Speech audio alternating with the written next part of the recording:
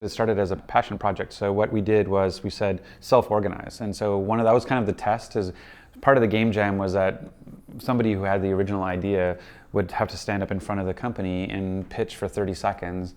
And based on that pitch, they would then try to go and collect team members, like who would be interested in making this with me kind of thing. And if you couldn't get past 5 people, then obviously the idea wasn't good enough and we're not going to make it, so you should go find a team kind of thing. But if you got more than that, then it was viable and they would go off and do it. And so Dungeons was one of those ones that grew a team. Like I said, I think it was like 7 that started it off, and they worked for that for a week. And then once we went through all the process of like, what's our next game, what are the things we want to do, is this a good fit for the company, then we just sort of looked at, okay, what are the appropriate resources we need for that. And so then we needed to maybe add a level designer because they only had one, or add an artist, or those sorts of things. And so it was interesting to sort of it was a great opportunity because we did a couple of things different in the sense that we had taken people who weren't leads before, and they got to be leads inside this team because it was a smaller team.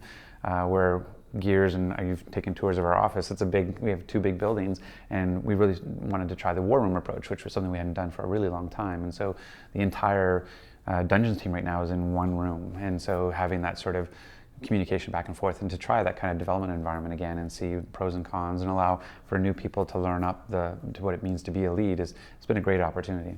The game jam was really just came, like I said, it really came from this idea of like, we want a refresher. You know, we've been spending the last 8 years on Gears, and so now we want to just take a time to let people do creative. We actually have kind of a small version of that right now. We call them Epic Fridays, and so once a month we'll have a day where we'll bring in lunch for everybody, and there's no meetings allowed, and essentially you can do whatever you want.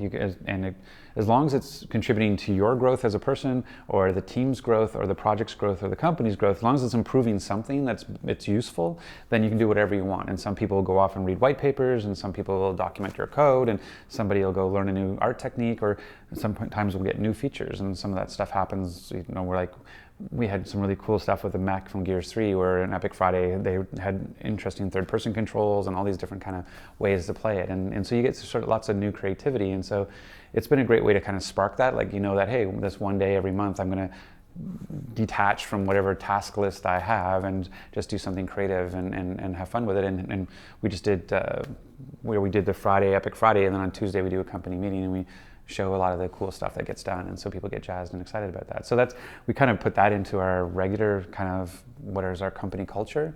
But sort of the bigger part of that was the game jam, which was do this now for a week. And essentially with the weekend before and the weekend after, you pretty much got 9 days, make something cool. And it's really interesting when you see people who know what they're doing. I mean, Unreal Engine is easy to use in terms of just getting stuff up in Kismet. And so you pretty much, in 9 days, there were some pretty full-featured games. It wasn't just like, you know, the checkerboard box, white boxes, and people not animating. I mean, there was full-on games there that came out of that. And it was pretty exciting. And so, but it was really meant to be like, hey, like, let's just take a week as a company and let's just take a breath and fire up some different thoughts. And so it was kind of interesting that it came out of that was, hey, there's a couple of things that are viable that maybe we want to talk about. And so Dungeons was certainly a direct result of that, because that was a team. And then the discussions around what happened at Game Jam is actually kind of what led to Fortnite. And Fortnite wasn't a direct result. It wasn't one of the games in the Game Jam, but that process was kind of the fuel that caused that to become created, which was really interesting. So kind of that Game Jam was a spark for both those games. There's more to come on Fortnite, clearly. Lots of interesting stuff in the near future.